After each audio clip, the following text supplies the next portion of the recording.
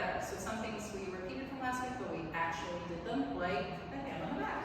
Yeah, so for example, in the promenade, where we go like this, I let my hand slide on Naomi's back. If you don't, then you end up too close and it's still uncomfortable. Followers, when we started mixing that up with the yo-yo, remember, you're going to try to do a promenade every time because that keeps things going. And then you did that, and then you did it too much and too far, and I said, what I really mean is don't stop. I don't mean go further. So 2 miles an hour, no stopping, and then things were working a lot better. Then we showed you one new step.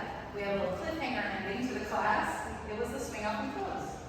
Step, step, triple step, step, step, triple step.